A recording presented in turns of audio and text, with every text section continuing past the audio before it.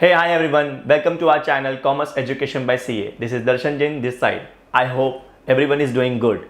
In this lecture upon chapter number 6 that is SP का start करने वाले हैं. ओके अभी तक मैंने पूरा पोर्शन अपलोड कर दिया है एसपी का. अब हम लोग लेटेस्ट का पार्ट करने वाले हैं दैट इज चैप्टर नंबर 6, 7 और 8. इस लेक्चर में हम लोग बेसिकली स्टार्ट करेंगे चैप्टर नंबर 6. चैप्टर नंबर 6 क्या बोलता है? Chapter number 6 is about what? Correspondence with members. Correspondence with members. Correspondence का मतलब क्या होता है गाइस? करस्पॉन्डेंस का मतलब होता है कम्युनिकेशन. चैप्टर करस्पॉन्डेंस का मतलब क्या होता है? कम्युनिकेशन. और मेंबर्स का मतलब अपने यहाँ पे क्या होता है अपना? मेंबर्स यानी शेयर होल्डर्स. गाइज एक बात समझना कि अपन ने ऑलरेडी 11th स्टैंडर्ड में एक चीज देखा था कि भाई ड्यूटी ऑफ सेक्रेटरी की ड्यूटी क्या होती है? सेक्रेटरी की ड्यूटी होती है करस्पॉन्डेंस करना. One of the duty was correspondence करना, मतलब कम्युनिकेशन करना. अब कम्युनिकेशन कैसे करेगा सेक्रेटरी? By writing letters. और ये जो लेटर्स होते हैं वो कैसे होते हैं? Professional letters. Okay, formal letters होते हैं. ये अपन एक दूसरे दोस्तों को जो लेटर लिखते हैं वैसा नहीं होता है. It is a professional letter और उसके लिए आपको ड्राफ्टिंग करना आना चाहिए. इन दिस चैप्टर अपन क्या पढ़ने वाले हैं कि सेक्रेटरी जो लेटर्स लिख रहा है, जो कम्युनिकेशन कर रहा है, जो करस्पॉन्डेंस कर रहा है, किसके साथ कर रहा है? मेंबर्स के साथ. मेंबर्स यानी कौन? Share holders. मेंबर्स यानी कौन? Shareholders. So without wasting time we will start with the topic that is what. First topic क्या? अपना इंट्रोडक्शन. क्या है अपना? इंट्रोडक्शन वाला पार्ट. इंट्रोडक्शन में अपन क्या देखने वाले हैं कि शेयर होल्डर्स जो होते हैं वो लोग क्या होते हैं? कंपनी के ओनर्स होते हैं. क्या होते हैं? कंपनी के ओनर्स होते हैं. Just a minute. क्या होते हैं वो लोग? कंपनी के ओनर्स होते हैं. Shareholders are the owners and वो लोग क्या करते हैं? कैपिटल कंट्रीब्यूट करते हैं. मतलब इस टॉपिक के अंदर, इंट्रोडक्शन के अंदर उन्होंने क्या बताया है? उन्होंने अपने को यही बताया कि शेयर होल्डर्स क्या होता है, वो क्या करता है कंपनी में. ओके, तो शेयर होल्डर्स जो होते हैं वो क्या होते हैं? कंपनी के ओनर्स होते हैं. वो लोग क्या करते हैं? कैपिटल कंट्रीब्यूट करते हैं कंपनी को.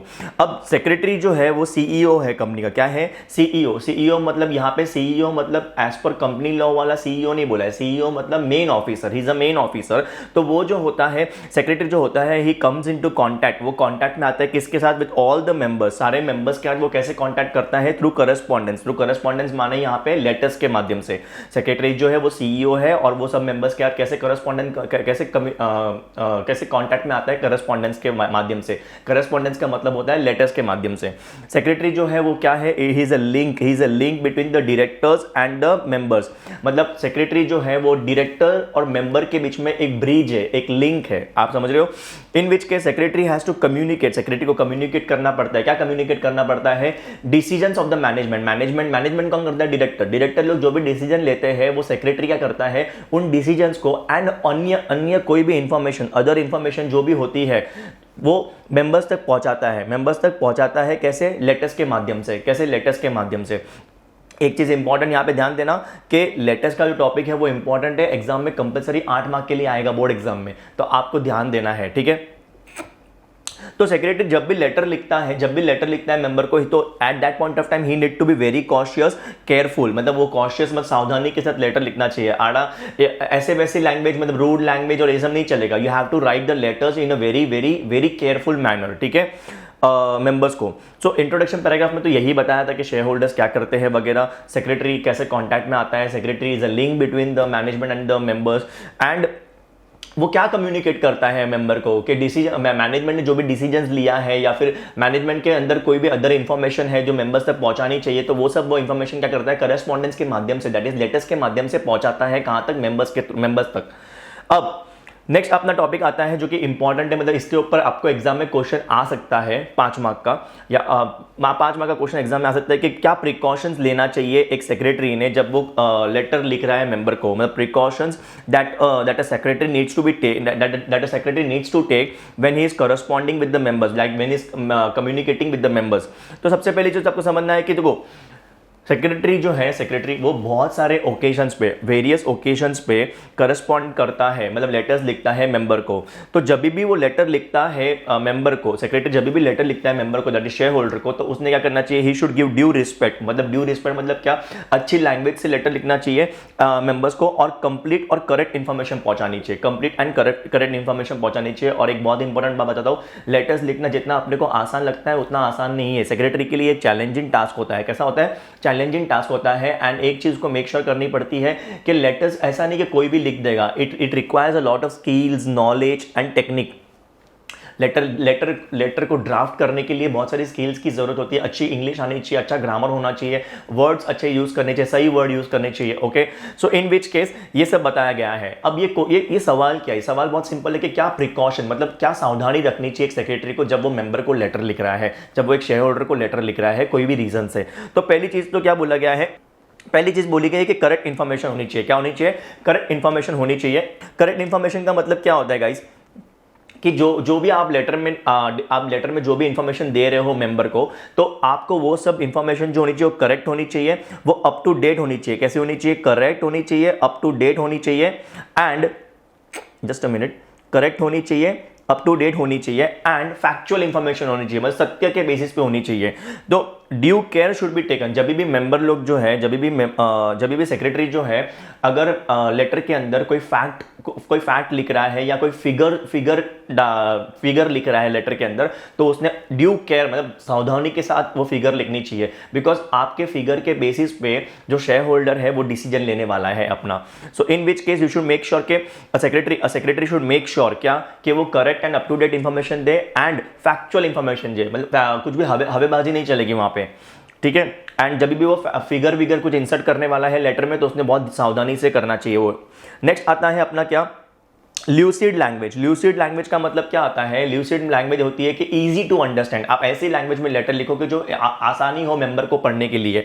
आप टेक्निकल वर्ड्स मत यूज करिए वहां पे। देन आप लॉन्ग सेंटेंसेस मत यूज करिए वहां पे। सिंपल रखिए, सिंपल वर्ड्स लिखिए, सिंपल सेंटेंस लिखिए, और अडॉप्ट क्या करो? Convincing style. मतलब आप लेटर ऐसा लिखो कि वो सामने वाला कन्विंस हो जाए, ठीक है।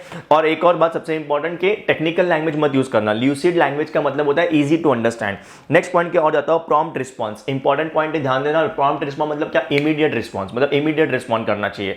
तो जो सेक्रेटरी है उसने कभी भी कोई भी क्वेरी, मेंबर की कोई भी क्वेरी है या कोई भी उसका क्वेश्चन है, मेंबर की कोई भी क्वेरी है या उसका कोई भी क्वेश्चन है, तो इन दैट केस उसने क्या करना चाहिए? प्रॉम्प्ट रिप्लाई करना चाहिए, मतलब क्विक रिप्लाई करना चाहिए। और एक बहुत इंपॉर्टेंट बात, जब भी मेंबर कंप्लेंट कर रहा है, क्या कर रहा है? कंप्लेंट कर रहा है, कंप्लेंट का लेटर भेज रहा है कंपनी को, तो सेक्रेटरी ने क्या करना चाहिए? उन कंप्लेंट लेटर्स का प्रॉम्प्ट रिप्लाई करना चाहिए, मतलब इमीडिएटली विदाउट एनी डिले नहीं करना चाहिए उनको रिप्लाई करने में। नेक्स्ट पॉइंट आता है सीक्रेसी। सीक्रेसी का मतलब क्या होता है कि उसने बिजनेस के जो भी सीक्रेट्स है वो सब मेंबर को बता, मतलब मेंबर को सबकी सब इंफॉर्मेशन मत दो, ठीक है। मेंबर को सबकी सब इंफॉर्मेशन मत दो। जो कॉन्फिडेंशियल इंफॉर्मेशन है, जो बाहर नहीं जानी चाहिए, वो सब इंफॉर्मेशन उनको मत दो। एंड दूसरी एक और चीज इंपॉर्टेंट यहाँ पे आता है कि मेंबर क्या, सेक्रेटरी ने टैक्टफुली रिप्लाई करना चाहिए। टैक्टफुली का मतलब क्या होता है आपको पता है क्या? टैक्टफुली का मतलब होता है डिप्लोमैटिकली और smartly, I would say smartly reply करना चाहिए, ठीक है। टैक्टफुली रिप्लाई करना चाहिए, दैट मीन्स क्या? अपना स्मार्टली रिप्लाई करना चाहिए, डिप्लोमेटिक वे में रिप्लाई करना चाहिए। अगर आपको याद है तो अपने 11th स्टैंडर्ड में ये टैक्टफुल एक क्वालिटी थी सेक्रेटरी की। क्वालिटीज ऑफ अ सेक्रेटरी क्या थी? Tactfulness. In which case we will move on the next point. क्या बोला गया है? पोलाइटनेस या कर्टेसी या पोलाइटनेस का मतलब होता है काइंड। तो जो सेक्रेटरी है उसने क्या करना चाहिए? उसने हमेशा एक चीज़ का मेक श्योर करना चाहिए कि जो लेटर लिख रहा है वो काइंड लैंग्वेज में लिखे, वो मेंबर की और सिंपैथी, रिस्पेक्ट, म्यूचुअल अंडरस्टैंडिंग से लिखे, मतलब उनके बारे में भी सोच के लिखना है आपको, ठीक है।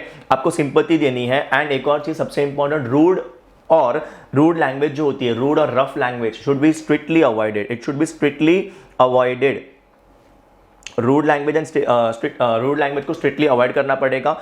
और कंप्लेंट लेटर रहेगा उसको, अभी तो कोई मेंबर ने कंप्लेंट किया कंपनी के अगेंस्ट, तो इन दैट केस आपको उस मेंबर को रिप्लाई करना है तो पोलाइटली करना। तो ये थे कितने पॉइंट? 5 पॉइंट। पहला करेक्ट इंफॉर्मेशन, फिर ल्यूसिड लैंग्वेज, फिर प्रॉम्प्ट रिस्पॉन्स था, फिर प्रॉम्प्ट रिस्पॉन्स के बाद आपने सीक्रेसी वाला पॉइंट देखा, और last but not the least आपने अभी देखा पोलाइटनेस वाला पॉइंट, कर्टेसी वाला। नेक्स्ट पे आते हैं। नेक्स्ट पॉइंट क्या? अपना लीगल मैटर्स। देखो सेक्रेटरी ने क्या करना चाहिए? जब भी सेक्रेटरी लेटर लिख रहा है किसी मेंबर को, तो उसने देखना चाहिए कि उसने जो कंपनीज एक्ट के जो भी प्रोविजंस है, जो भी रूल्स एंड रेगुलेशंस है, वो फॉलो किए या नहीं किए। अमेंडमेंट्स जो थे वो रीसेंट अमेंडमेंट्स को ध्यान में रख के उसने लेटर लिखा है। एंड अगर कोई और भी रिलेवेंट लॉ है, अगर कोई और अदर रिलेवेंट लॉ, मतलब अगर आपके बिजनेस को कंपनी लॉ तो लगता ही है, प्लस अदर लॉ जैसे कि जीएसटी लगता है बिजनेस में, तो जीएसटी के लॉ को भी आपको ध्यान में रखे हुए करस्पॉन्ड करना चाहिए। And one more important thing, अगर सेक्रेटरी को कोई भी लीगल एडवाइस चाहिए तो मतलब कभी कभी क्या होता है सेक्रेटरी को भी नॉलेज ना हो, तो ही शुड टेक लीगल बाहर से लीगल एडवाइस लेना चाहिए। कंसल्ट करना चाहिए बाहर वालों को। नेक्स्ट आता है कंसिडरेशन। कंसिडरेशन मतलब क्या बोला गया कि राइटर ने, जो राइटर मतलब कौन, सेक्रेटरी है, सेक्रेटरी लेटर लिखता है तो उसने क्या करना चाहिए, उसने एक चीज करना चाहिए कि उसने ड्यू इंपॉर्टेंस देना चाहिए एंड कंसिडरेशन करना चाहिए किसको, रीडर को, दैट इज द मेंबर को। मतलब वो जब भी लेटर लिखते हो तो आप उनके बारे में भी सोच के लिखिए। देख, उनके बारे में भी सोच के लिखना मतलब क्या, देखो कभी कभी क्या होता है, सेक्रेटरी जो है वो मेंबर को नेगेटिव रिप्लाई देता है। नेगेटिव मतलब आंसर इज नो। अगर अगर अगर मेंबर ने कुछ पूछा है या फिर कुछ कंप्लेंट की है और उसका आंसर नेगेटिव है, ठीक है, तो नेगेटिव रिप्लाई लिखना भी लिखते वक्त भी सेक्रेटरी ने ध्यान देना चाहिए। He should be more careful so that कि मेंबर को हर्ट ना हो, मेंबर को क्या ना हो, हर्ट ना हो। Secretary should make the member feel कि मैनेजमेंट जो है, मतलब सेक्रेटरी ने क्या करना चाहिए, मेंबर को ये फील करवाना चाहिए कि देखो आपको हम नेगेटिव रिप्लाई तो कर रहे हैं, बट ये नेगेटिव रिप्लाई करते वक्त मैनेजमेंट को बुरा लग रहा है, बट अभी क्या कर सकते हैं, ऐसा। आई यू अंडरस्टैंडिंग माई पॉइंट? मतलब उनको हर्ट मत करो, एकदम स्ट्रेट फॉरवर्डली रूडली मत बता दो उनको, ना मत बोल दो सीधा। नेक्स्ट आता है अपना image of the company. Secretary ने हमेशा लेटर लिखते वक्त एक चीज मेक श्योर करना चाहिए कि कंपनी का जो इमेज है वो हमेशा अच्छा ही पोर्ट्रे करना है। He should always project a good image of the company and जो भी डाउट्स है, क्वेरीज है, मेंबर के कोई भी डाउट है, क्वेरीज है, उनको पोलाइटली एंड कर्टेसी से रिप्लाई करना चाहिए।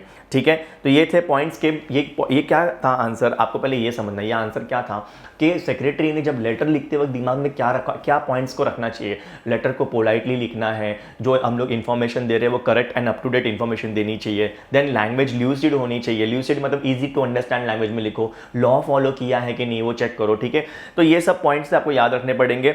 ये आंसर आपके एग्जाम में 5 मार्क के लिए आ सकता है। और एक बात बताओ, तीनों चैप्टर 6, 7, 8 चैप्टर जो है 12th स्टैंडर्ड के एसपी के, इन तीनों चैप्टर में ये जो आंसर है कॉमन है, ऑलमोस्ट कॉमन है। मतलब खाली एक आधा पॉइंट नया आएगा 7th में या फिर एक आधा पॉइंट नया आएगा 8 चैप्टर में। Same question, precautions to be taken by the secretary. यहाँ पे क्या है, precautions to be taken by the secretary while writing letters to the member, that is shareholder. Next chapter में क्या आएगा, precautions that the secretary need to take while writing a letter to the debenture holder, और last में deposit holder. So are you understanding what I am trying to tell you? आप इसको common answer बना के पढ़ सकते हो, और सच में कॉमन आंसर बना के पढ़ सकते हो। ऐसा नहीं कि मैं आपका काम ये भगाने के लिए बोल रहा हूँ, ऑनेस्टली मैंने पूरा आपका ये स्टडी करके रखा है। Next, circumstances under which a secretary has to enter into correspondence with the member. Okay, मतलब यहाँ पे क्वेश्चन क्या है कि भाई ऐसे कौन से सर्कमस्टेंसेस है जब एक सेक्रेटरी को मेंबर को लेटर लिखना होता है। मतलब when a secretary writes a member a letter to the member, ऐसे कौन सी स्थितियां हैं, सिचुएशंस हैं। ये स्टार्ट करने के बाद एक चीज़ बोलूँगा, अगर लेक्चर पसंद आता तो प्लीज़ आप लोग लाइक करो, चैनल को सब्सक्राइब करो, share it with your friends. नहीं पसंद आ रहा है लेक्चर, अगर कुछ भी गड़बड़ है तो आप डिसलाइक करो, बट डिसलाइक करने से better I would tell you कि आप कमेंट सेक्शन में जाओ और कमेंट में लिखो कि क्या नहीं पसंद आया। ठीक है, एंड अगर पसंद आ रहा है लेक्चर तो कमेंट करो please guys, it motivates me. Okay, अगर आप जितना कमेंट करोगे ना और आप जितना लाइक करोगे, उससे हमें क्या मिलता है, मोटिवेशन मिलता है। हम लोग को भी है ना, अगर मैं आपकी भाषा में बोलूँ तो हम लोग को भी किक मिलती है कि और लेक्चर बनाएं। ओके, और हम लोग क्या करेंगे अभी सर, और लेक्चर क्या बनाएंगे हम लोग, आपके लिए समरी रिवीजन वीडियोस भी लेके आएंगे, but all depends upon the response अच्छा आएगा तो हम लोग और वीडियोस बनाएंगे। ठीक है, and you know it very well, हम जो भी कर रहे हैं वो फ्री ऑफ कॉस्ट, मतलब आपके पास से तो 1 भी रुपया नहीं ले रहे हैं। ठीक है, because we want to give you education. ठीक है, in which case moving forward now, sir secretary कब लिखता है लेटर मेंबर को? देखो ये फॉलोइंग केस है, जब अलॉटमेंट, जब मेंबर को, दैट इज अ पर्सन को हम लोग जब शेयर्स अलॉट करते हैं तो अलॉटमेंट लेटर लिखते हैं। जब नहीं अलॉट करते उनको शेयर्स तो उनको रिग्रेट लेटर लिखते हैं। जब हम लोग उनको शेयर्स अलॉट कर देते हैं तो उनको सर्टिफिकेट देना होता है तो उसके लिए लेटर लिखते हैं। बोनस जब हम लोग इशू करते हैं तभी लेटर लिखते हैं। राइट इशू के टाइम पे लिखते हैं। डिविडेंड जब पेमेंट करते हैं उनको तब लेटर लिखते हैं। डिविडेंड मैंडेट जब देते हैं उनको, dividend mandate is as equivalent to cheque. Dividend के लिए जब चेक देते हैं उनको तब हम लोग लेटर लिखते हैं। Approval of transfer of share, जब ट्रांसफर ऑफ शेयर्स होता है, उसका अप्रूवल होता है तभी भी लेटर लिखते हैं। ट्रांसफर ऑफ शेयर्स अगर रिफ्यूज हुआ है तभी भी हम लोग लेटर लिखते हैं। फिर जनरल मीटिंग के लिए नोटिस, एजेंडा, इन सब के लिए हम लोग उनको लेटर लिखते हैं। देन सर्टिफिकेट गुम जाता है तो इन दैट केस ऑल्सो हम लोग उनको क्या करते हैं, लेटर लिखते हैं। देन अगर उनकी कुछ क्वेरी है तो क्वेरी को रिप्लाई करने के लिए हम लोग लेटर लिखते हैं। और लास्ट क्या बोला गया है कि अगर ट्रांसमिशन ऑफ शेयर होता है, मतलब जब शेयर्स ट्रांसमिट होते हैं by the operation of law, तो इन दैट केस ऑल्सो हम उनके लीगल रिप्रेजेंटेटिव को क्या करते हैं, लेटर लिखते हैं। तो ये फ्यू इंस्टेंसेस है अपन जब एक सेक्रेटरी क्या करता है, लेटर लिखता है किसको, मेंबर को, दैट इज शेयर होल्डर को। बट हम लोग सबके सब सर्कमस्टांसेस नहीं पढ़ने वाले। हम कितने पढ़ने वाले हैं? हम देखो सिर्फ और सिर्फ इस चैप्टर के अंदर इन ऑल 4 लेटर पढ़ेंगे। कितने लेटर पढ़ेंगे? 4। ठीक है। सबसे पहला क्या है? इशू ऑफ शेयर सर्टिफिकेट के लिए लेटर। शेयर सर्टिफिकेट जब इशू होता है उसके लिए हम लोग लेटर लिखेंगे। देन डिविडेंड पेमेंट के लिए हम लोग लेटर लिखेंगे। डिविडेंड को पे करते हैं तब हम लोग लेटर लिखें, उसका फॉर्मेट देखेंगे कि वो कैसा होता है।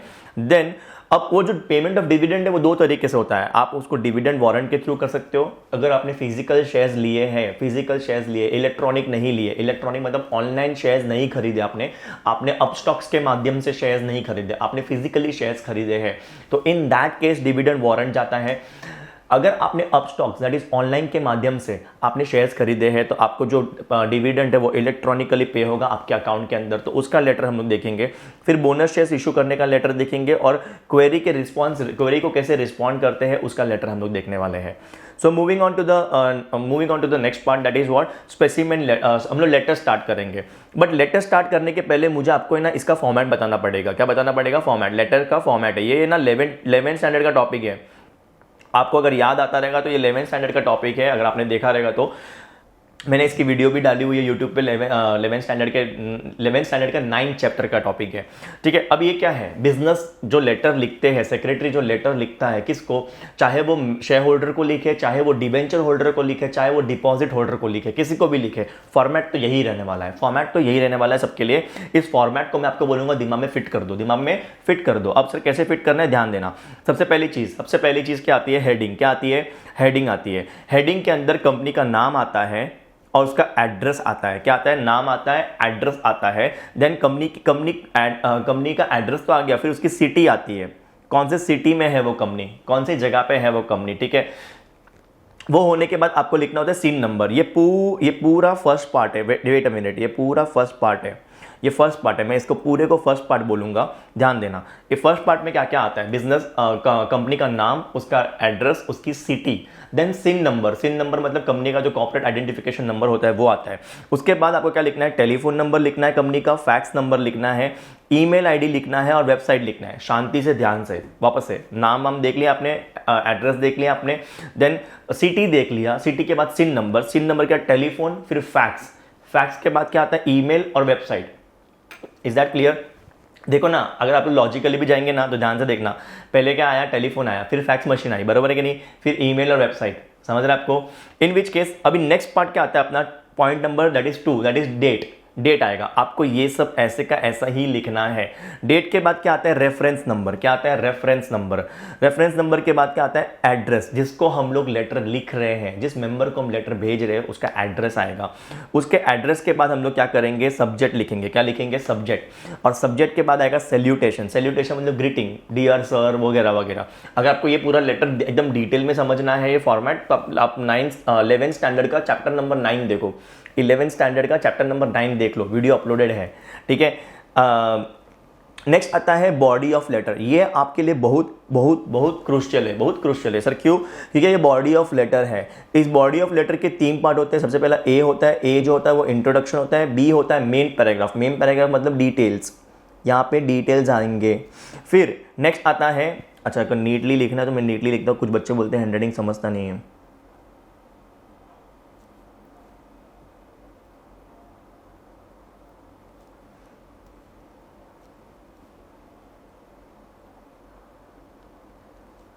डिटेल्स, इसमें डिटेल्स लिखना होता है। और फिर नेक्स्ट आता है कंक्लूडिंग पैराग्राफ।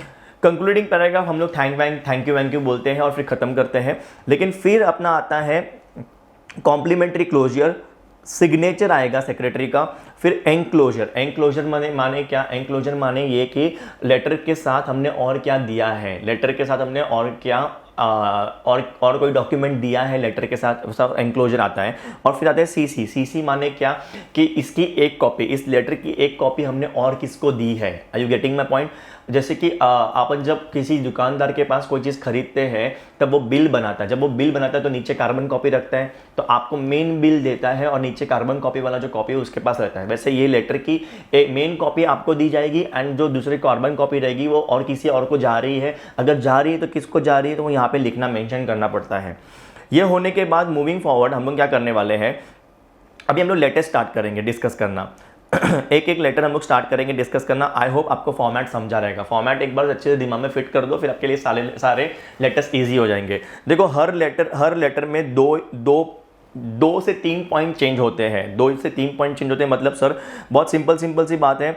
एक तो सब्जेक्ट चेंज होगा और ये बॉडी ऑफ लेटर, आप समझ रहे हो, बॉडी ऑफ लेटर जो है वो चेंज होगा, सब्जेक्ट चेंज होगा। देन ये कहीं कहीं पे एंक्लोजर होगा, कहीं पे नहीं होगा, कहीं पे एंक्लोजर होगा, कहीं पे एंक्लोजर नहीं होगा। और ये सीसी कहीं पे होगा, कहीं पे नहीं होगा। मोस्टली केस में सीसी है ही नहीं, सीसी नहीं है। बाकी सब के सब जितने भी पॉइंट्स है वो सेम ही रहने वाले हैं, ठीक है, सब के सब सेम ही रहने वाले हैं। So moving forward now, letter number 1 क्या है? Letter for issue of share certificate. Letter for issue of share certificate. अब क्या होता है, जब भी किसी को शेयर्स अलॉट किए जाते हैं, तो उनको अलॉटमेंट लेटर भेजा जाता है कि आपको शेयर्स अलॉट किए गए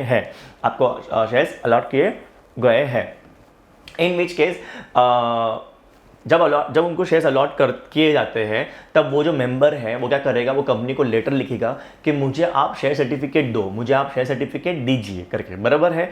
तो अब क्या होगा, मेंबर से हमको लेटर आ गया है, मेंबर से हमको एप्लीकेशन आया है कि मुझे शेयर सर्टिफिकेट दो। अब सेक्रेटरी जो है वो क्या करेगा, मेंबर को लेटर लिखेगा कि हम तुमको क्या करेंगे, शेयर सर्टिफिकेट, आपका एप्लीकेशन मिल गया है, हम आपको share certificate so and so date पे पहुंचा देंगे करके, ठीक है। आपको समझा? अपन कौन है? सेक्रेटरी। अपन मेंबर को लेटर लिख रहे हैं। अब ध्यान देना, जब भी कोई भी क्वेश्चन आता है लेटर के ऊपर, तो आपको पहले जो टॉपिक क्या है, letter for issue of share certificate. In this case आपको पहले शेयर सर्टिफिकेट के ऊपर आपको थोड़ा सा ब्रीफ में, शॉर्ट नोट में, थोड़ा ब्रीफ में आपको लिखना पड़ेगा कि शेयर सर्टिफिकेट होता क्या है। तो ये सब आपने चैप्टर नंबर 3 2 आगे आप जो भी चैप्टर नंबर 1 2 3 देन 4 5 इन सब में आपने ये सब पढ़ लिया है, ठीक है। देन 2 मैं आपको एक बार रफली बताता हूँ शेयर सर्टिफिकेट होता क्या है। शेयर सर्टिफिकेट एक रजिस्टर्ड डॉक्यूमेंट है जो कौन इशू करता है, कंपनी इशू करती है। किसको इशू करती है? मेंबर को, बराबर है कि नहीं। Under the common seal issued by the company under the common seal, और रजिस्टर्ड डॉक्यूमेंट है। इसके ऊपर साइन होती है, क्या होती है इसके ऊपर साइन, किसकी होती है? 2 डायरेक्टर की साइन होती है, और वो काउंटर साइन होता है किसके थ्रू? सेक्रेटरी के थ्रू। सेक्रेटरी इस पर काउंटर साइन करता है। मेन साइन डायरेक्टर की होती है, 2 डायरेक्टर की होती है, और काउंटर साइन मतलब विटनेस के लिए साइन सेक्रेटरी की होती है। हर कंपनी जो है वो शेयर सर्टिफिकेट डिस्पैच करेगी किसको? अलॉटी को। अलॉटी मतलब जिसको शेयर्स दिए गए हैं। कितने टाइम के अंदर? 2 मंथ्स के अंदर। ये सब कुछ था चैप्टर नंबर 3 के अंदर। 2 महीने चैप्टर नंबर 3 में ये बताया गया है कि कब तक शेयर सर्टिफिकेट पहुंचना चाहिए मेंबर को। Within 2 months after the allotment के बाद 2 महीने के अंदर पहुंच जाना चाहिए। इन विच केस आपको आप क्या बताओगे, यहाँ पे क्या लिखा गया है? As per the request of allottee, मतलब जिसको शेयर्स अलॉट किए गए हैं उनकी जब रिक्वेस्ट आएगी उसके बाद कंपनी जो है वो क्या करेगी? लेटर भेजेगी। लेटर किस बात का? For the issue of share certificate, ठीक है। और ये लेटर के अंदर क्या क्या इन्फॉर्मेशन होती है, इस लेटर के अंदर क्या क्या इन्फॉर्मेशन होती है, ये थोड़ा सा इंपॉर्टेंट है, ध्यान देना। इस लेटर के अंदर क्या क्या इन्फॉर्मेशन होती है? एक होता है फोलियो नंबर, इसका मतलब मैं आपको समझाता हूँ, रुक जाइए। फोलियो नंबर, फिर होता है share certificate number, distinctive number of shares, total number of shares. और सेबी ने क्या बोला गया? सेबी ने ये बोला है कि शेयर सर्टिफिकेट जो है वो कैसे दिया जाएगा? रजिस्टर्ड पोस्ट से, मतलब जो रिकॉग्नाइज पोस्ट है गवर्नमेंट का, वहाँ उसके थ्रू ही आप शेयर सर्टिफिकेट पहुंचा सकते हो मेंबर तक। इन विच केस अभी अपन लेटर स्टार्ट करते हैं, आपको धीरे धीरे सब कुछ समझेगा। सबसे पहले आप क्या करोगे? कंपनी का नाम लिखोगे। कंपनी का नाम लिखने के बाद आप क्या करोगे? उसका रजिस्टर्ड ऑफिस लिखोगे कि उसका रजिस्टर्ड ऑफिस कहाँ पे है, फिर वो कौन सी सिटी में आपको वो लिखना है। ये पूरा फर्स्ट पार्ट में आपको बता रहा हूँ, ठीक है। मैंने जब आपको एक लेआउट, एक फॉर्मेट दिखाया था, उसका फर्स्ट पार्ट डिस्कस कर रहा हूँ। आपको पहले कंपनी का नाम लिखना पड़ेगा, उसका रजिस्टर्ड ऑफिस कहाँ पे वो लिखना पड़ेगा, वो कौन सी सिटी में वो आपको लिखना पड़ेगा, फिर सिन नंबर लिखना पड़ेगा, ठीक है। सिन नंबर लिखने के बाद आप क्या लिखोगे? टेलीफोन नंबर, फिर फैक्स नंबर लिखने के बाद वेबसाइट और ईमेल आईडी। ये हो गया अपना पूरा फर्स्ट पार्ट पूरा कंप्लीट। अब यहाँ से सेकंड पार्ट स्टार्ट होगा। उसमें क्या आएगा? डेट, जहाँ पे एंड हुआ वहीं से स्टार्ट किया, ईमेल से एंड हुआ उसके नीचे से सेकंड पार्ट स्टार्ट हो रहा है, डेट, फिर रेफरेंस नंबर, फिर क्या यहाँ खत्म हुआ तो फोर्थ पार्ट यहीं से स्टार्ट होगा। Are you getting my point? ये सेकेंड है, ये थर्ड है, ये फोर्थ है। एड्रेस आ गया, जिसको लेटर लिख रहे उसका एड्रेस आ गया। फिर ये फिफ्थ आ गया अपना। यहाँ पे सब्जेक्ट क्या है? सब्जेक्ट एकदम सिंपल सी बात है। सब्जेक्ट क्या है? इशू ऑफ शेयर सर्टिफिकेट के लिए हम लोग लेटर लिख रहे हैं। फिर नेक्स्ट अपना आता है 6th part, that is what? Salutation. हम लोग ग्रीटिंग देते हैं, हाँ के ना। उसके बाद आता है अपना 7th पार्ट का ए, इंट्रोडक्शन। ये लेटर हम लोग क्यों लिख रहे हैं? शेयर सर्टिफिकेट इशू करने के लिए। बट ये शेयर सर्टिफिकेट इशू कब करेंगे? जब अपने को रिक्वेस्ट आया। किसका रिक्वेस्ट आया? मेंबर का। तो हम लोग क्या लिखेंगे लेटर में? हम लोग लिखेंगे आपको this is to inform you. ये लेटर हम लोग क्यों लिख रहे हैं? आपको इन्फॉर्म किया जाता है कि आपका जो रिक्वेस्ट एप्लीकेशन नंबर था, आपका जो रिक्वेस्ट एप्लीकेशन नंबर मतलब आपने जो लेटर भेजा था कंपनी को, मेंबर ने भेजा था, ठीक है, वो हमको मिल गया है, ठीक है। और उसके अनुसार मैं जो हूं, मैं मतलब सेक्रेटरी, मैं सेक्रेटरी जो हूं, मैं ऑथराइज्ड हूं। मैं क्या हूं? मैं ऑथराइज्ड हूं आपको किस चीज के लिए? शेयर सर्टिफिकेट इशू करने के लिए। मैं ऑथराइज्ड हूं आपको शेयर सर्टिफिकेट इशू करने के लिए। और शेयर सर्टिफिकेट जो है वो आपको डिलीवर्ड होगा। कभी होगा डिलीवर्ड? इस लेटर, ये जो मैं लेटर आपको लिख रहा हूं, इस लेटर आपको, ये लेटर आपको मिलने के 15 दिन के बाद, within 15 days from the date of this letter. इस लेटर का जो भी डेट है, देखो यहाँ पे जो डेट रहेगा, ये जो डेट है, इस डेट से लेके 15 दिन बाद आपको शेयर सर्टिफिकेट मिल जाएगा। वो भी कैसे मिलेगा? रजिस्टर्ड पोस्ट से मिलेगा, वो भी आपके रजिस्टर्ड एड्रेस पे, आपके रजिस्टर्ड एड्रेस पे मिलेगा, मेंबर के रजिस्टर्ड एड्रेस पे मिल जाएगा। ये रजिस्टर्ड एड्रेस कहाँ पे लिखा है? रोम में लिखा है। रोम मतलब रजिस्टर ऑफ मेंबर में लिखा गया है, जो आपने हमको प्रोवाइड किया था। बराबर है कि नहीं? इन विच केस ध्यान देना, सबसे इंपॉर्टेंट पार्ट आपका आता है बी पार्ट, 7 का बी पार्ट, डिटेल्स। आपको डिटेल्स लिखना है। अब डिटेल्स में क्या क्या आएगा? देखो ये डिटेल्स हर लेटर में चेंज होंगे और ये आपको बार बार रिवाइज करना पड़ेगा, तो हो जाएगा। थोड़ा लॉजिक से करोगे तो बहुत आसान है। सबसे पहला क्या आता है? Folio number. क्या आता है? Folio number. सर ये इसका मतलब ही नहीं पता, फोलियो नंबर क्या होता है? एकदम सिंपल भाषा में बताऊंगा। जैसे कि आप अपने टेक्स्ट बुक में अकाउंट जब करते हो, ठीक है, तो क्वेश्चन नंबर 1 सपोज 50वें पेज पे है, क्वेश्चन नंबर 1 50वें पेज पे है, ठीक है, और आप उसको सॉल्व करते हो आपके नोटबुक में। बराबर है कि नहीं? कुछ कुछ बच्चों की हैबिट होती है कि वो नोटबुक के पेज को भी नंबर देते हैं, नंबरिंग करते हैं। बराबर है कि नहीं? नोटबुक के पेज को भी नंबरिंग करते हैं। तो आप क्या करते हो? नोटबुक पे जाके लिखते हो कि ये टेक्स्ट बुक का क्वेश्चन नंबर 1 50वें पेज पे है। और दूसरी चीज आप क्या करते हो? आप टेक्स्ट बुक में जाके लिखते हो कि नोटबुक के सो एंड सो पेज पे है। बराबर है कि नहीं? आप रेफरेंसिंग देते हो। क्या देते हो? रेफरेंसिंग देते हो। बराबर है? क्रॉस रेफरेंसिंग बोलते हैं। वैसे ही यहाँ पे फोलियो नंबर मतलब क्या? ये रजिस्टर ऑफ मेंबर में, रोम में इस पर्टिकुलर लेटर की एंट्री कहां पे है? 1006 पे। मतलब आप फोलियो नंबर क्यों लिख रहे हो? क्रॉस रेफरेंसिंग विद द रोम। ठीक है, समझ रहे हैं आपको? आप क्रॉस रेफरेंसिंग के लिए आप लिख रहे हो। वो होने के बाद आप क्या लिखते हो? Share certificate number. क्या लिखते हो? Share certificate number. मतलब आपको पता ही है हर शेयर सर्टिफिकेट का एक नंबर होता है। देखो सबसे पहला क्या आ गया? फोलियो नंबर, फिर आता है शेयर सर्टिफिकेट नंबर, उसके बाद शेयर्स के नंबर, मतलब distinctive number of share. Her share का नंबर होता है, हर शेयर का नंबर होता है, तो उसको बोलते हैं डिस्टिंक्टिव नंबर। ओके, आपको पता ही है, आपने ये इक्विटी शेयर्स में पढ़ा था कि हर शेयर्स के नंबर होते हैं। एक तो होता है शेयर सर्टिफिकेट का नंबर, डॉक्यूमेंट का नंबर, और एक होता है शेयर्स का नंबर।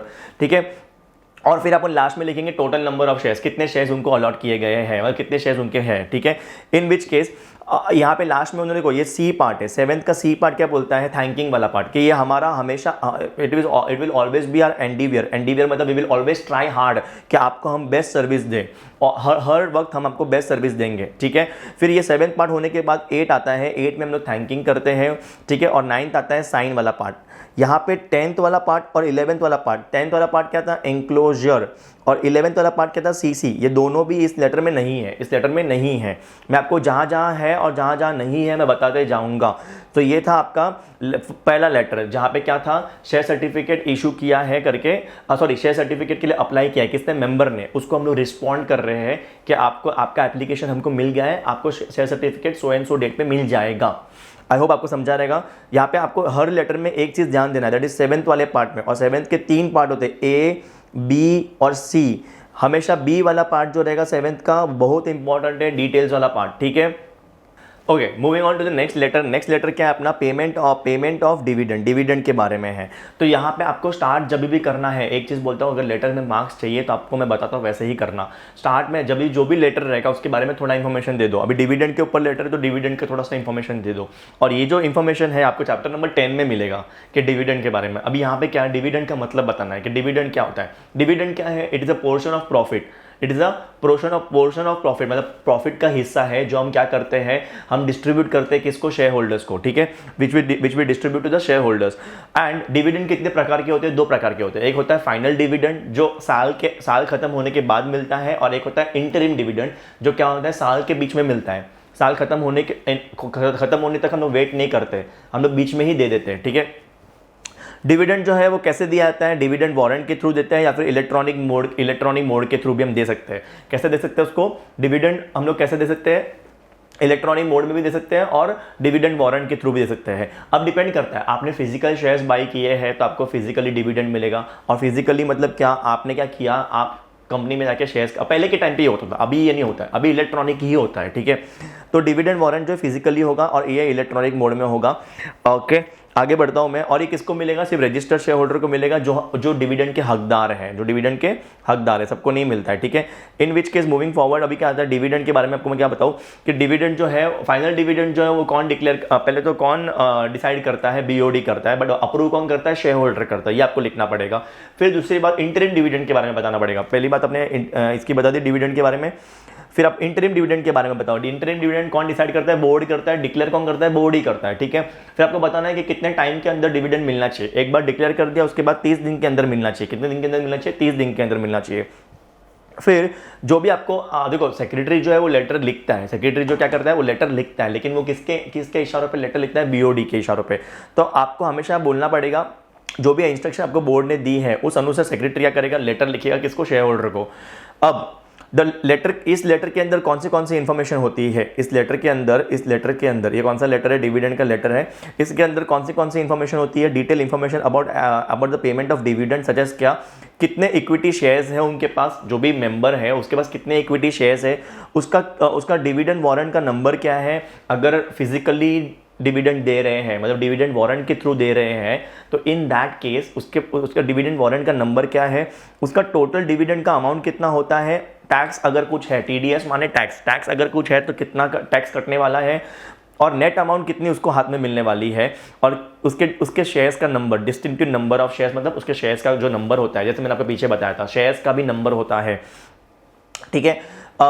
टीडीएस का मतलब क्या होता है, जो टैक्स होता है, एक टाइप का टैक्स होता है जो क्या होता है, शेयर होल्डर के पास से लिया जाता है, ठीक है। जनरली डिविडेंड पे टैक्स नहीं कटता है, जनरली नहीं कटता है, ओके। इन विच केस आगे बढ़ते हैं। अब इसके डिटेल में हम लोग इतना नहीं जाएंगे। टीडीएस का मतलब क्या होता है, टैक्स, आपको इतना समझना है, टैक्स अगर कुछ कटने वाला है तो कितना कटने वाला है।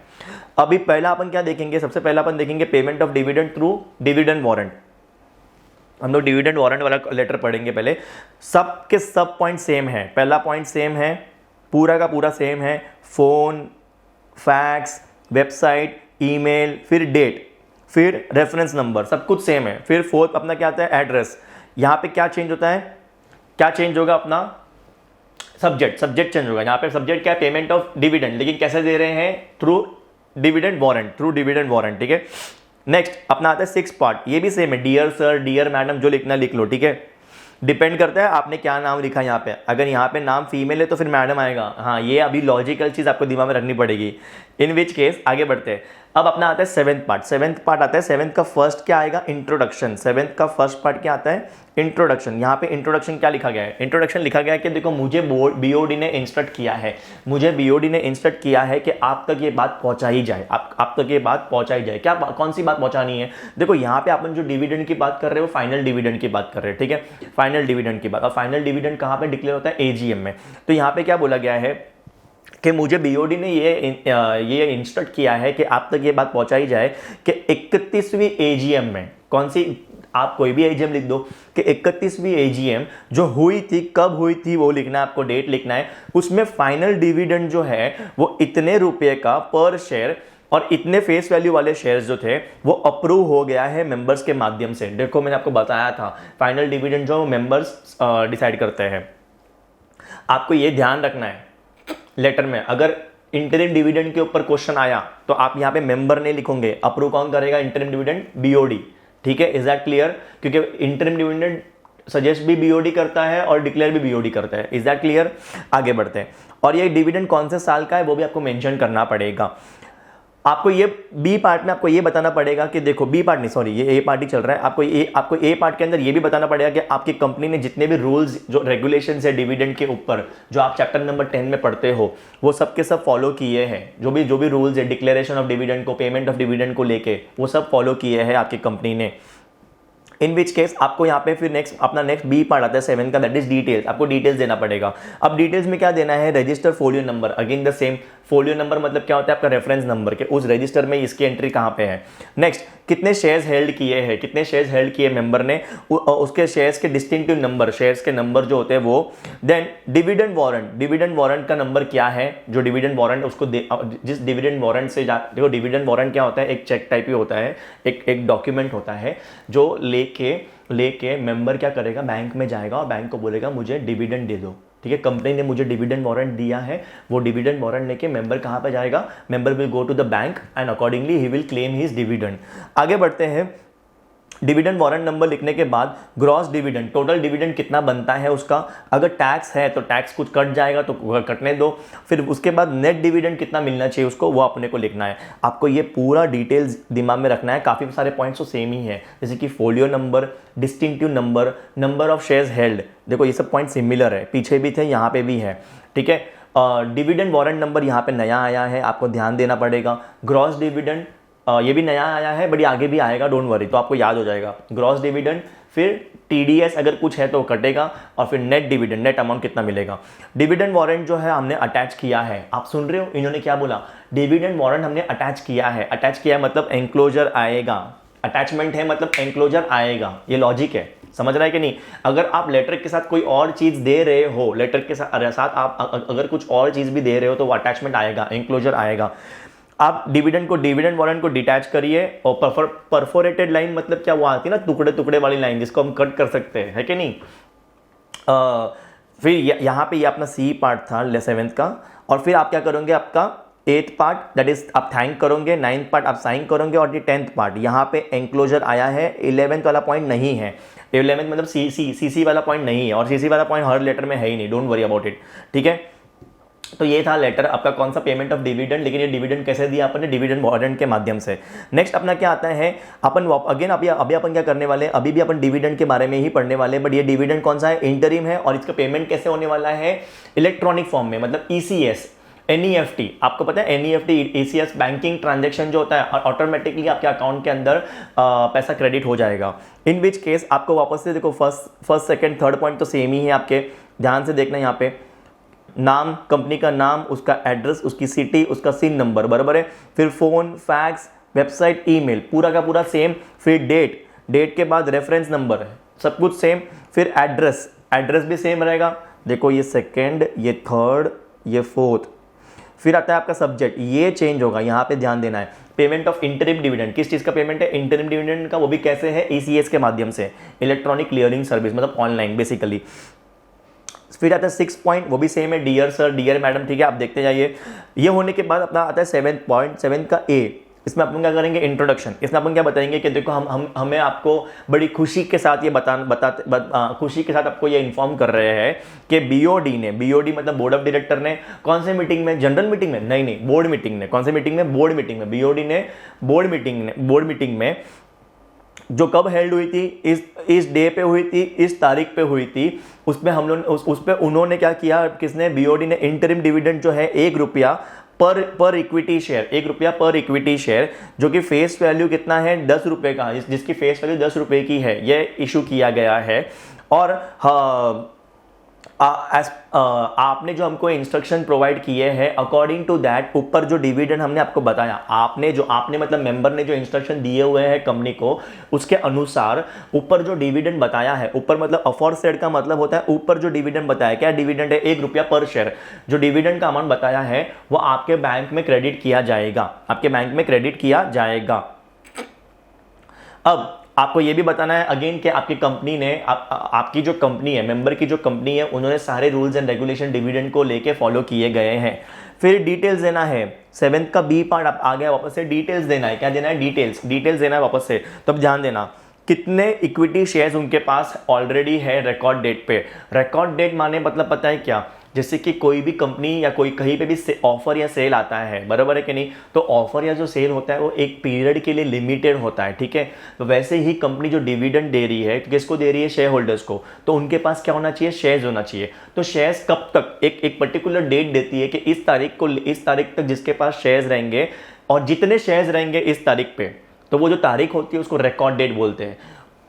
इस तारीख पे जिसके पास भी कंपनी के शेयर्स है, जितने भी अमाउंट के शेयर्स है कंपनी के मेंबर के पास, ऑन दैट पर्टिकुलर डेट आपको अकॉर्डिंग टू दैट डिविडेंड मिलेगा। उसके बाद अगर आपने शेयर्स लिए रहेंगे तो आपको कोई डिविडेंड उन पे नहीं मिलेगा, उसके उस रिकॉर्ड डेट पे आपके पास कितने शेयर्स है। समझ रहे आपको रिकॉर्ड डेट का मतलब समझा? तो record number of equity shares held by the member के पास कितने शेयर्स थे रिकॉर्ड डेट पे, अकॉर्डिंग टू दैट डिविडेंड पर शेयर कितना है, एक शेयर पे कितना डिविडेंड दिया जाएगा, टोटल डिविडेंड का अमाउंट कितना होता है बनता है उसका। फिर डीपी आईडी और क्लाइंट आईडी, अपन जो दे रहे हैं शेयर्स शेयर होल्डर को डिविडेंड दे रहे हैं, बट ये जो शेयर्स है वो कौन से हैं, डीमैट फॉर्म में, इलेक्ट्रॉनिक फॉर्म में है। तो इलेक्ट्रॉनिक फॉर्म में क्या होता है, कभी भी इन्वेस्टर्स जो है वो डायरेक्टली कंपनी के पास से शेयर्स नहीं खरीदता है, वो किसके पास जाता है, डीपी के पास। डीपी मतलब डिपॉजिटरी पार्टिसिपेंट, बराबर है कि नहीं। डिपॉजिटरी पार्टिसिपेंट जो होता है ब्रोकर जो होता है उसका अकाउंट कहाँ पे होता है, डिपॉजिटरी में होता है। कहाँ पे होता है, डिपॉजिटरी। तो डिपॉजिटरी जो होती है वो डीपी को एक अलग से आईडी देती है, उसको बोलती है डीपी आईडी। और डीपी जो है, डीपी मतलब डिपॉजिटरी पार्टिसिपेंट, ब्रोकर जो है वो अपने क्लाइंट को एक आईडी देता है, उसको क्लाइंट आईडी बोलते हैं। डिपॉजिटरी पार्टिसिपेंट को आईडी देती है, उसको डीपी आईडी बोलेंगे।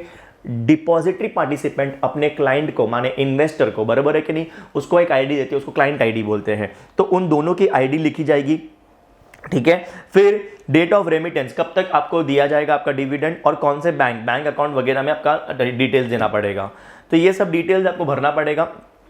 Number of equity shares on the record date, dividend पर share, total amount of dividend कितना होता है, डीपी की आईडी और क्लाइंट आईडी, वो होने के बाद डेट ऑफ रेमिटेंस कब तक ये डिविडेंड दिया जाएगा, और last but not the list bank का डिटेल्स, ठीक है। देखो ये सब आपको बार बार रिवाइज करके याद होगा, एक बारी में नहीं होगा, ठीक है, आपको रिवाइज करना पड़ेगा। और फिर सी पार्ट में क्या बोला गया है, 7th के सी पार्ट में ये बोला गया कि आपको please verify the credit of the amount in your passbook. आपको अगर आपको वेरीफाई करना है, मतलब क्रॉस चेक करना है, तो आपके बैंक स्टेटमेंट निकालिए, आप अपना पासबुक निकालिए, उसमें सेम अमाउंट चेक कर लीजिए आया है कि नहीं आया है, ठीक है।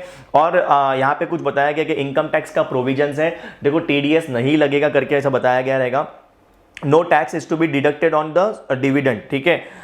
डिविडेंड पे कोई टैक्स नहीं लिया जाएगा मेंबर के पास से, क्योंकि कंपनी खुद पे कर देती है उनके बिहाफ पे, ठीक है। डीडीटी क्या होता है, डिविडेंड डिस्ट्रीब्यूशन टैक्स, एक टैक्स होता है, डीडीटी एक टैक्स होता है जो कंपनी पे कर देती है, इसलिए मेंबर के पास से टीडीएस नहीं लेंगे, ठीक है। फिर आपको थैंक करना है, थैंक यानी आपका 8th पॉइंट, और साइन करना है, दैट इज 9th पॉइंट, ठीक है। यहां पे डिविडेंड वारंट नहीं जा रहा है, तो यहां पे डिविडेंड वारंट अगर नहीं जा रहा है तो एनक्लोजर की बात आएगी कि नहीं आएगी, एनक्लोजर की बात नहीं आएगी, सीसी तो आने वाला ही नहीं है, ठीक है। अब moving on to the next topic, that is what, letter for bonus issue का लेटर पढ़ेंगे। तो जब भी मैंने आपको बताया लेटर किस टॉपिक पे आया, बोनस पे आया, तो आपको पहले बोनस का थोड़ा सा ज्ञान देना पड़ेगा कि बोनस शेयर्स क्या होते हैं। तो बोनस शेयर्स क्या होते हैं, फुल्ली पेड अप शेयर्स होते हैं, जो कौन देता है, कंपनी देती है गिफ्ट के माध्यम से, कौन एक्यूमुलेटेड प्रॉफिट में से देती है कि नहीं, किसको देती है, एग्जिस्टिंग इक्विटी शेयर्स को देती है, फ्री ऑफ कॉस्ट देती है, और कैसे देती है, उन्होंने कितने शेयर्स हेल्ड किए हैं in the proportion of that, ठीक है। ये सब चैप्टर नंबर 2 में है, तो मैं इसमें ज़्यादा डिस्कशन करने नहीं जा रहा हूँ। आप चैप्टर नंबर 2 का बोनस का वीडियो निकाल के देख लीजिए, क्यों, बिकॉज ये सब पॉइंट वहाँ पे समझा दिए है। अब मेन पॉइंट क्या, अपना लेटर को समझना, ठीक है। आई नो बहुत सारे स्टूडेंट बोलेंगे कि ये पढ़ाया नहीं, बट देखो ये सब पॉइंट ऑलरेडी चैप्टर्स में कवर्ड है, ठीक है। ये सब पॉइंट ऑलरेडी चैप्टर्स में कवर्ड है। अपना यहाँ पे मेन मकसद क्या सीखना कि लेटर कैसे लिखना है, जो 7th वाला पॉइंट है हर लेटर में अलग है, वो आपको मेरे को समझाने का मेरा मकसद है यहाँ पे, ठीक है। इस लेटर के अंदर क्या क्या डिटेल्स होगी, total number of shares held by the member ने कितने शेयर्स हेल्ड किए, कौन से डेट पे, रिकॉर्ड डेट पे उसके पास कितने शेयर्स हैं, फिर total number of bonus shares उसको कितने दिए जाएंगे, फिर DP ID, client ID, DP ID मैंने आपको बता दिया, क्लाइंट आईडी मैंने बता दिया, फिर डेट ऑफ क्रेडिट, कब तक ये शेयर्स उसके अकाउंट में क्रेडिट हो जाएंगे, ठीक है। अब मूविंग, देखो ये जो डीपी आईडी है, ये क्लाइंट आईडी है, या डीमैट नंबर जो भी है, ये सब कौन से फॉर्म में, इलेक्ट्रॉनिक फॉर्म में, फिजिकल फॉर्म में अलग होता है, ठीक है। अभी हम लोग यहाँ पे कौन सा फॉर्म पढ़ रहे हैं, इलेक्ट्रॉनिक फॉर्म पढ़ रहे हैं, ध्यान देना। Again the first part is same, पूरा कंपनी का नाम, registered office, client number, city वगैरह सब, फिर अपना आता है phone number, fax number, website, email, ठीक है। फिर अपना आता है second part, that is date, वो भी सेम है, कोई नई बात नहीं है, ठीक है। नया बात क्या आएगा, सब्जेक्ट, 5th पॉइंट नया, 6th पॉइंट भी सेम रहेगा, डियर सर मैडम। 7th का ए, ये नया है, ये आपको ध्यान देना है, ठीक है। 5th पॉइंट नया होता है, सब्जेक्ट वो चेंज होते रहेगा, 7th पॉइंट भी चेंज होते रहेगा। यहाँ पे क्या बताना है 7th पॉइंट पे, देखो हम बताएंगे कि I am directed by the BOD, मतलब मुझे बीओडी ने कहा गया है, मुझे बीओडी ने डायरेक्शंस दिए हैं कि आपको इन्फॉर्म करना है कि ईजीएम हुई थी। क्या हुई थी? EGM, extra ordinary general meeting हुई थी। और उस जनरल मीटिंग कब हुई थी आपको डेट लिखना पड़ेगा, ठीक है। उस जनरल मीटिंग में हमने रेजोल्यूशन पास किया था, और वो रेजोल्यूशन जो है वो यूनानिमसली अप्रूव किया गया है।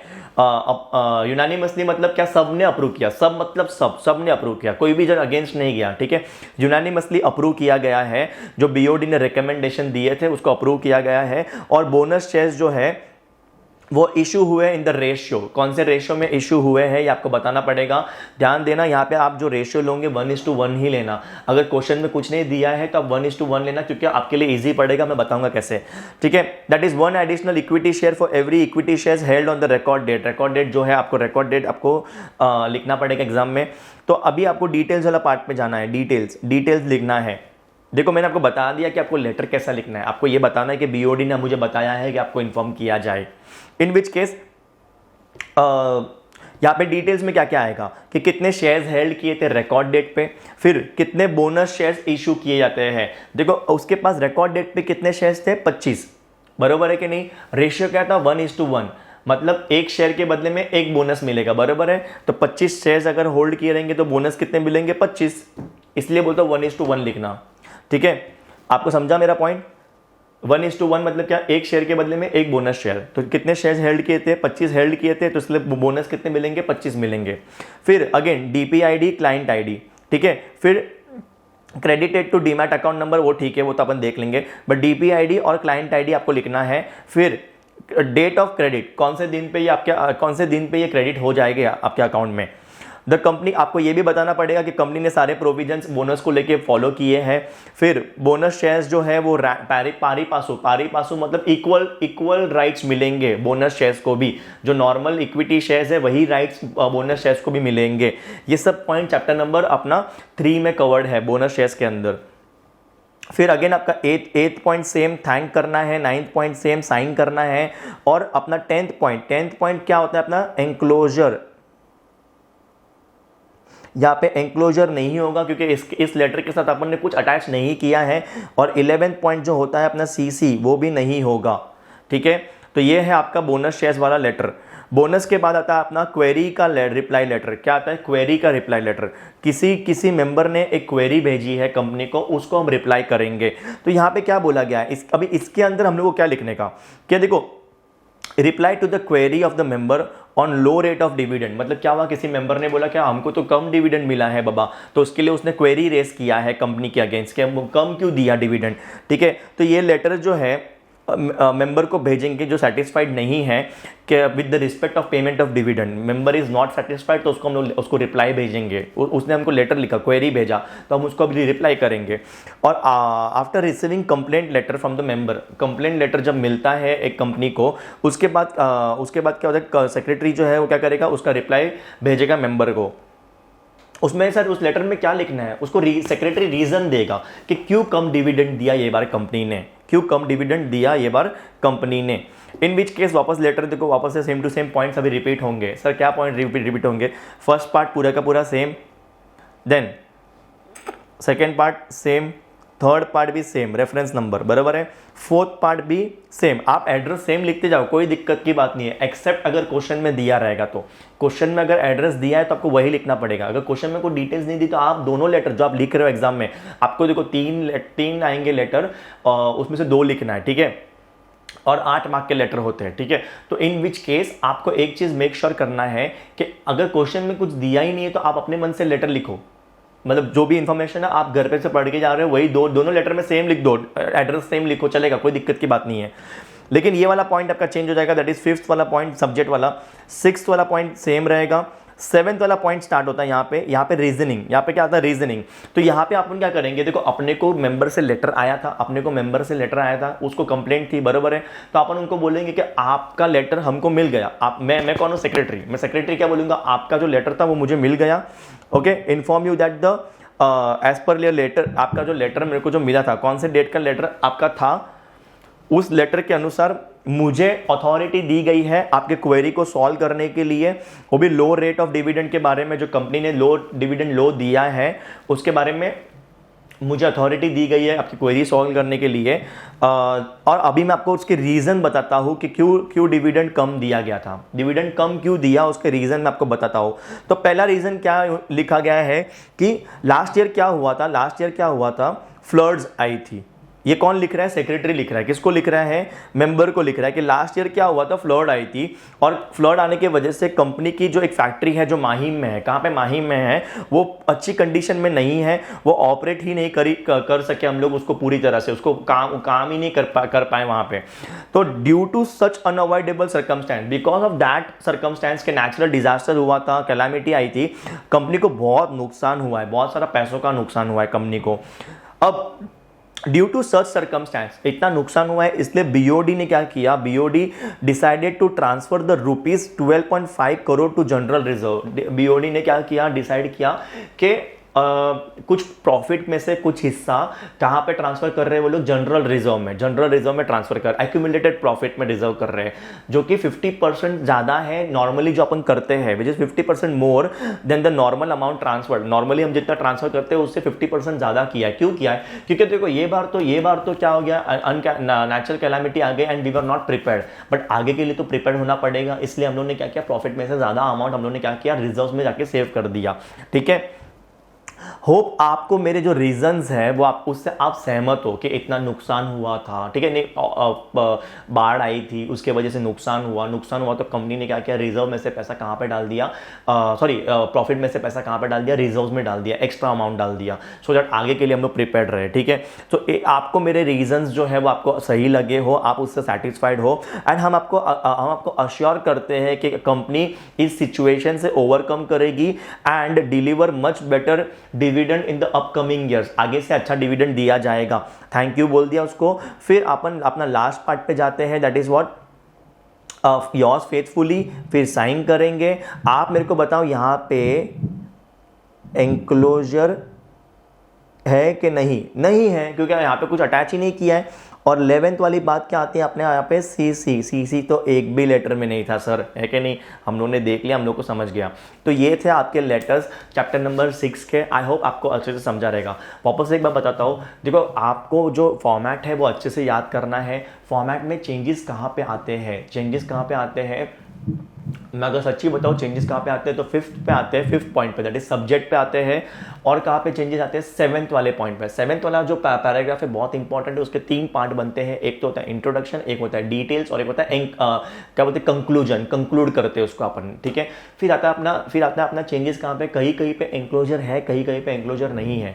इस पर्टिकुलर टॉपिक के अंदर एंक्लोजर सिर्फ अपना एक जगह पे है, एक सेकंड, सिर्फ एक ही जगह पे एंक्लोजर आता है, और वो आता है अपना कौन सा? डिविडेंड वारंट वाले जगह पे आता है। फर्स्ट लेटर पे अपना कोई एंक्लोजर नहीं था। ठीक है, फर्स्ट पे नहीं था। ठीक है, तो सिर्फ इंटरेस्ट डिविडेंड वारंट वाला जो टॉपिक था, जब हम डिविडेंड वारंट के माध्यम से डिविडेंड पे करेंगे, इन दैट केस एंक्लोजर आएगा। आई होप आपको लेक्चर पूरा अच्छे से समझा हो। अगर आपने यहाँ तक देखा है तो प्लीज़ कमेंट करो और बताओ कि आपने पूरा लेक्चर देखा है। ऑनेस्टली मोटिवेशन मिलता है बहुत। ठीक है, so till then take care and keep studying. ठीक है, आपके लिए लेटेस्ट के पूरे टॉपिक लेटेस्ट के आ जाएंगे। ठीक है, पढ़ते रहिए। Take care.